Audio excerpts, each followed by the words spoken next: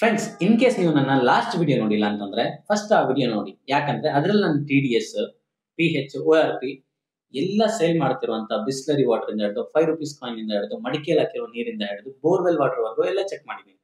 So ಅದರಲ್ಲಿ ನಾನು ORP ಅಂದ್ರೆ ಏನು, TDS ಅಂದ್ರೆ ಏನು, PH ಅಂದ್ರೆ ಏನು ಕ್ಲಿಯರ್ ಆಗಿ ಎಕ್ಸ್ಪ್ಲೇನ್ ಮಾಡಿದ್ದೀನಿ. ಅದನ್ನ ನೋಡಿದ್ಮೇಲೆ ನಂತರ ಈ ವಿಡಿಯೋ ನೋಡಿ. ಸೊ ಈಗ ಆಲ್ರೆಡಿ ನೋಡಿರೋರು ನೋಡ್ತಿದ್ದೀರಾ. ಸೊ ಈಗ ಈ ವಾಟರ್ ಅಲ್ಲಿ PH ಲೆವೆಲ್ ಎಷ್ಟಿದೆ, TDS ಎಷ್ಟಿದೆ, ORP ಎಷ್ಟಿದೆ ಅಂತ ನಾವು ಚೆಕ್ ಮಾಡೋಣ. ನೋಡೋಣ ಇದು ಹೇಗೆ ರಿಸಲ್ಟ್ಸ್ ಕೊಡುತ್ತೆ ಅಂತ. ಇದು ಕೋಕೋನಟ್ ವಾಟರ್ ಆಲ್ರೆಡಿ ನಾನು ಓಪನ್ ಮಾಡಿರುವಂತದ್ದು. ಸೊ ಫ್ರೆಂಡ್ಸ್, ಈಗ ಮೊದಲು TDS ಚೆಕ್ ಮಾಡೋಣ, ಇವುಗಳಲ್ಲಿ ಎಷ್ಟಿದೆ. ಫ್ರೆಂಡ್ಸ್, ಇವು ನೋಡಿದ್ರೇನೆ ಗೊತ್ತಾಗುತ್ತೆ ಆಕ್ಸಿಜನ್ ಜಾಸ್ತಿ ಇದೆ ಅಂತ. ಫಸ್ಟ್ ಆದ್ರೆ ಸ್ಪ್ರೈಟ್ ನ ಚೆಕ್ ಮಾಡೋಣ, TDS ವ್ಯಾಲ್ಯೂ ಎಷ್ಟಿದೆ. ಫ್ರೆಂಡ್ಸ್, ಸ್ಪ್ರೈಟ್ ಅಲ್ಲಿ 224 TDS ವ್ಯಾಲ್ಯೂ ಇದೆ. ಲಿಮ್ಕಾ ಚೆಕ್ ಮಾಡೋಣ.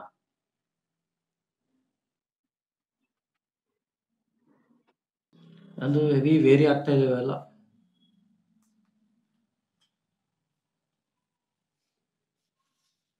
ಫ್ರೆಂಡ್ಸ್, ವೇರಿ ಮಾಡೋ ಟೈಮಲ್ಲಿ ಹೆಚ್ಚು ಕಮ್ಮಿ ನನಗೆ 320 ವರೆಗೂ ಸಹ ತೋರಿಸಿದೆ. ಬಟ್ ಈಗ ನಾ ಹೋಲ್ಡ್ ಮಾಡಿದ್ದು 309 ವ್ಯಾಲ್ಯೂ. ಅದರಲ್ಲಿ ಇಷ್ಟು TDS ಇದರಲ್ಲಿದೆ.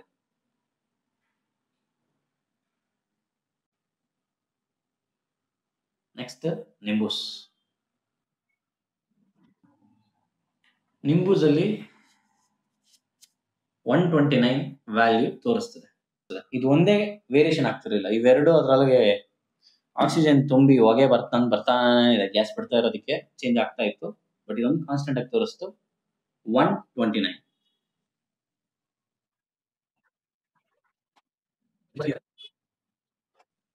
ಇದರಲ್ಲಿ 320 ವ್ಯಾಲ್ಯೂ ತೋರಿಸ್ತದೆ ನಮ್ಮ ಮೌಂಟೇನ್ ಡ್ಯೂ ಅಲ್ಲಿ.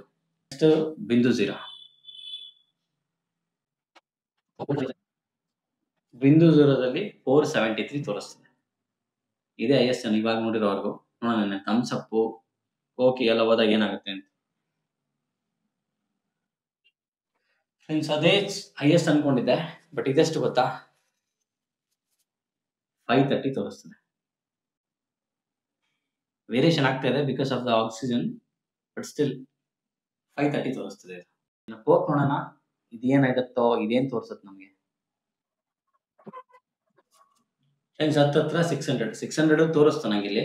598 ಈಗ ನನಗೆ ಕಾಣಿಸ್ತಿರುವಂತ ವ್ಯಾಲ್ಯೂ ಇದರಲ್ಲಿ. ಸೊ ನೀವು ಅಬ್ಸರ್ವ್ ಮಾಡಬಹುದು ಎಷ್ಟೆಷ್ಟು TDS ಇದೆ ಅಂತ. ನಾವು ಕುಡಿಯುವಂತ ನೀರಿಗೂ ಇದಕ್ಕೂ ಎಷ್ಟು ಡಿಫ್ರೆನ್ಸ್ ಇದೆ ಅಂತ. ಅಂಡ್ ಈಗ ಫೈನಲಿ ನಮಗೆ ನೇಚರ್ ಕೊಟ್ಟಿರುವಂತದ್ದು ಇದೆಷ್ಟಿದೆ ಅಂತ ನೋಡೋಣ. 368 ಇದರಲ್ಲಿರುವಂತ TDS ಅಷ್ಟು ಲವಣಾಂಶಗಳನ್ನ ಇದು ಹೊಂದಿದೆ. ಸೊ ಮತ್ತೊಂದ್ಸರಿ ನೋಡಿ, 368 ಎಳೆನೀರಲ್ಲಿ ನಮಗೆ ಕಾಣಿಸ್ತಿರುವಂತ TDS ವ್ಯಾಲ್ಯೂ. ಸೊ ಇವುಗಳಲ್ಲಿ ಎಷ್ಟು ಹೆಲ್ತ್ಗೆ ಒಳ್ಳೆಯದು ನೀವೇ ನೋಡಬೇಕು. ಲವಣಾಂಶಗಳಿದಾವೆ, ಬಟ್ ಯಾವ್ಯಾವ ಲವಣಾಂಶಗಳನ್ನೋದು ಕೂಡ ಇಂಪಾರ್ಟೆಂಟ್ ಆಗುತ್ತೆ. ಬರೀ ಗ್ಯಾಸು ಅನ್ವಾಂಟೆಡ್ ಹಾಕಿರ್ತಾರೆ. ಯಾವತ್ತಾದ್ರೂ ಇದರ ಮ್ಯಾನ್ಯುವಲ್ ತೆಗೆದು ಓದಿ, ಅದ್ರಲ್ಲಿ ಏನೇನು ಬೆಳೆಸಿದಾನೆ, ಏನ್ ಕತೆ ಏನು ಅಂತ. ಅವಾಗಲೇ ನಮಗೆ ಅದ್ರ ವ್ಯಾಲ್ಯೂ ಗೊತ್ತಾಗುತ್ತೆ. ಡೆಫಿನೆಟ್ಲಿ ಹೇಳ್ತಿದ್ದೀನಿ, ಇವಂತೂ ನಮಗೆ ಆರೋಗ್ಯಕ್ಕೆ ಒಳ್ಳೇದೇ ಇಲ್ಲ. ಕಂಟಿನ್ಯೂ ನೀವು ಏನಾದ್ರೂ ಡೈಲಿ ಒಂದೊಂದು ಕುಡಿದ್ರೆ ನನ್ನ ಪ್ರಕಾರ 1 ವರ್ಷ ಅಥವಾ 2 ವರ್ಷ ಡೆಫಿನೆಟ್ಲಿ ನಮಗೆ ಶುಗರ್ ಬರೋ ಚಾನ್ಸ್ ಜಾಸ್ತಿ ಇರುತ್ತೆ ಈ ನೀರಲ್ಲಿ. ಸೊ ಈಗ ನಾವು ಫಸ್ಟ್ PH ಟೆಸ್ಟ್ ಮಾಡೋಣ. ORP ಗೆ ಕಲರ್ ಅಂತೂ ವೈಟ್ ಬ್ಲಾಕ್ ಇದೆ. ನೋಡೋಣ ಇರ್ಲಿ. PH ಎಷ್ಟಿದೆ ಅಂತ ಚೆಕ್ ಮಾಡೋಣ. ಲಾಸ್ಟ್ ವಿಡಿಯೋದಲ್ಲಿ ಹೇಳಿದ್ದೀನಿ PH ಅಂದ್ರೆ ಏನು, ಎಷ್ಟಿದ್ರೆ ನಮಗೆ ಒಳ್ಳೇದು ಅಂತ. ಈಗ ಅಟ್ಲೀಸ್ಟ್ 1, 2, 3, 4 ನಮಗೆ ಗ್ರೀನ್ ಕಲರ್ ಅಲ್ಲಿ ಕಾಣಬೇಕು. 1, 2 ಡ್ರಾಪ್ಸ್, 1, 2 ಡ್ರಾಪ್ಸ್. ಫ್ರೆಂಡ್ಸ್, ನಿಮ್ಗೆ ಆಲ್ರೆಡಿ ಹೇಳಿದ್ದೆ 7 ತೋರಿಸ್ಬೇಕು. 7 in the sense green colour ಇದ್ರೆ ನಮಗೆ ಇದರಲ್ಲಿ ಕುಡಿಯೋದಕ್ಕೆ ಒಳ್ಳೆ ನೀರಿದೆ ಅಂತ ಅರ್ಥ. ಸ್ವಲ್ಪ ಆರೆಂಜ್ ಬಂದ್ರೂ ಪರವಾಗಿಲ್ಲ, ಆರೆಂಜ್ ಅಂತಿದ್ದೀನಿ, ಎಲ್ಲೋ ಬಂದ್ರೂ ಪರವಾಗಿಲ್ಲ, ಲೈಟ್ ಬ್ಲೂ ಬಂದ್ರೂ ಪರವಾಗಿಲ್ಲ. ಬಟ್ ಇಲ್ಲಿರೋದು ದಿಸ್ ಇಸ್ ರೆಡ್, ಹೆಚ್ಚು ಕಮ್ಮಿ. ಇದು ಕೂಡ ಹಾಗೆ ಇದೆ, ಸ್ವಲ್ಪ ಲೈಟ್ ಆರೆಂಜ್, ಎಲ್ಲ ಸ್ವಲ್ಪ ರೆಡ್ಡಿಶ್ ಕಲರ್ಸ್ ಇದಾವೆ. ಅಂದ್ರೆ ಆಸಿಡಿಕ್ ಕಂಟೆಂಟ್ ಜಾಸ್ತಿ ಇದೆ. ಕುಡಿದ್ರೆ ಡೆಫಿನೆಟ್ಲಿ ನಮಗೆ ಗ್ಯಾಸ್ಟ್ರಿಕ್ ಬರೋ ಚಾನ್ಸಸ್ ಜಾಸ್ತಿ ಇದೆ.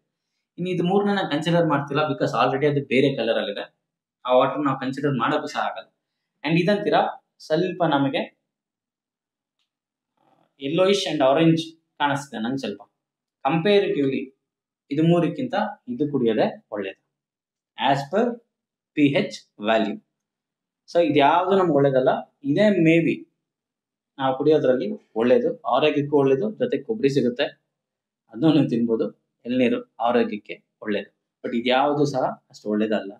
ನೀವು ಇದನ್ನು ಡೈಲಿ ಕುಡಿದ್ರು ನಿಮ್ಗೆ ಅಂತ ಪ್ರಾಬ್ಲಮ್ ಬರದೇ ಇರ್ಬೋದು. ಬಟ್ ಇವು ಎಲ್ಲ ಡೈಲಿ ಕುಡಿದ್ರೆ ಡೆಫಿನೆಟ್ಲಿ ಪ್ರಾಬ್ಲಮ್ ಬರುತ್ತೆ. ನಿಮ್ಮ ಬಾಡಿಯಲ್ಲಿ ಡೆಫಿನೆಟ್ಲಿ ವೀಕ್ ಆಗುವಂತ ಸಾಧ್ಯತೆಗಳೇ ಜಾಸ್ತಿ ಇರುತ್ತೆ. ಇವು ಅಷ್ಟು ಒಳ್ಳೇದಲ್ಲ. ಸೊ ಇವೆಲ್ಲ ಆಕ್ಸಿಜನ್ ಕಂಟೆಂಟ್ ಜಾಸ್ತಿ ಇದೆ ಅನ್ನೋದೇ ನನ್ನ ಒಪಿನಿಯನ್. ನೀವೇನು ಅನ್ಕೋತೀರಾ ಕಮೆಂಟ್ ಸೆಕ್ಷನ್ ಅಲ್ಲಿ ತಿಳಿಸಿ.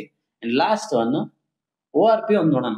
ಎಲ್ಲಾನು ನೋಡೋಕ್ಕಾಗಲ್ಲ. ಒಂದು ಕೊಕೊನಟ್ ವಾಟರ್ ನೋಡ್ಬೋದು, ನಿಂಬೂಸ್ ನೋಡ್ಬೋದು, ಲಿಮ್ಕಾ ನೋಡ್ಬೋದು, ಸ್ಪ್ರೈಟ್ ಒಂದು ನೋಡ್ಬೋದು. ಅವು ಮಾತ್ರ ಚೆಕ್ ಮಾಡಿ ನೋಡೋಣ ನಮ್ಗೆ ಯಾವ್ದಾದ್ರು ಪಿಂಕ್ ಬರುತ್ತಾ ಅಂತ.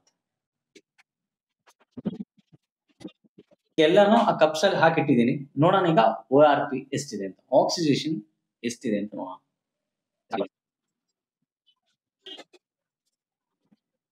ಆಕ್ಸಿಜನ್ ಕಡಿಮೆ ಇರುವಂತದ್ದು ತೋರಿಸ್ಬೇಕೀಗ. ಒಂದಾರು ಪಿಂಕ್ ಬರುತ್ತಾ ನೋಡೋಣ. ಎಳ್ನೀರು ಲೈಟ್ ಆಗಿ ಕಾಣಿಸ್ತಿದೆ, ವೆರಿ ಲೈಟ್ ಆಗಿ. ಮಿಕ್ಕಿದ್ದು ಒಂದ್ರಲ್ಲಿ ಸಹ ಕಾಣಿಸ್ತಿಲ್ಲ ನನಗೆ.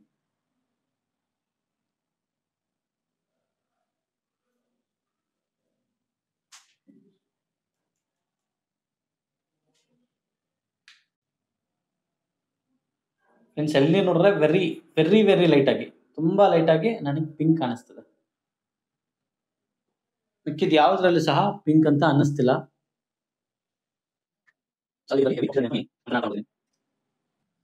ಅಷ್ಟೇ ಫ್ರೆಂಡ್ಸ್, ಯಾವುದೇ ರೀತಿಯಾದಂತಹ ಬದಲಾವಣೆ ಇದ್ರಲ್ಲಿ ನನಗೆ ಕಾಣಿಸ್ತಿಲ್ಲ.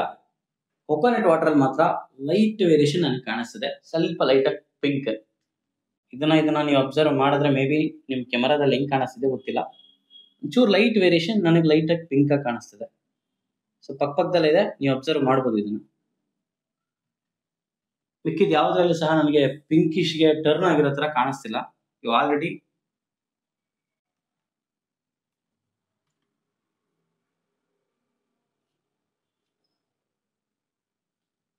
ಸೊ ಇವುಗಳೆಲ್ಲದರಲ್ಲೂ ಆಕ್ಸಿಜನ್ ಜಾಸ್ತಿ ಇದೆ ಅಂತಾನೆ ಅನ್ಕೋತಿದ್ದೆ ನಾನು. ಸೊ ಕಮಿಂಗ್ ಟು ನನ್ ಕನ್ಕ್ಲೂಷನ್ ಏನಂತಂದ್ರೆ, ಈ ತರ ಡ್ರಿಂಕ್ಸ್ ನ ನೀವು ಕುಡಿಯೋದು ಆರೋಗ್ಯಕ್ಕೆ ಒಳ್ಳೇದಲ್ಲ. ಇದನ್ನು ಕುಡೀರಿ. ನಮ್ಮ ಇಂಡಿಯಾದವರು ಫ್ರೆಶ್ ಆಗಿ ಅವಾಗಿಂದ ಅವಾಗ ಮಾಡ್ಕೊಡ್ತಾರೆ ಫ್ರೂಟ್ ಜ್ಯೂಸಸ್. ಕಂಪೇರಿಟಿವ್ಲಿ ಇದಕ್ಕಿಂತ ಅದೇ ಬೆಟರ್. ಅದ್ರಲ್ಲಿ ಕೂಡ ಶುಗರ್ ಜಾಸ್ತಿ ಹಾಕ್ಸ್ತೀರಾ, ಪ್ಯೂರ್ ಆಗಿ ಕುಡೀರಿ, ಅದು ನಿಮಗೆ ಆರೋಗ್ಯಕ್ಕೆ ಒಳ್ಳೇದು. ಇದನ್ನ ದುಡ್ಡು ಕೊಟ್ಟು ಆರೋಗ್ಯ ಹಾಳು ಮಾಡ್ಕೊಂಡಂಗೆ ಆಗುತ್ತೆ. ಯಾಕೆ ಮಾತಾಡ್ತಿದ್ದೀನಿ ಅಂತಂದ್ರೆ, ಇವತ್ತಿನ ದಿನ ಇದು ಸ್ಟೇಟಸ್ ಸಿಂಬಲ್ ಆಗ್ತದೆ. ಎಣ್ಣೆ ಹೊಡೆಯೋರು ಮಿಕ್ಸ್ ಮಾಡ್ಕೋತಾರೆ, ಬರ್ಡೇ ಪಾರ್ಟಿ ಮಾಡೋರು, ಬೇಕರಿಲಿ ಏನಾದ್ರು ತಿನ್ನೋಕ್ ಹೋದಾಗ ಅದ್ರ ಜೊತೆಗೆ ಮನೆಯಲ್ಲಿ ಯಾವಾಗಲೂ ಇಟ್ಟಿರ್ತಾರೆ. ಯಾರಾದ್ರೂ ಬಂದಾಗ ಕೊಡೋದಕ್ಕೆ ಸ್ಟೇಟಸ್ ಸಿಂಬಲ್ ತರ ಇದನ್ನ ನೋಡ್ತಾರೆ.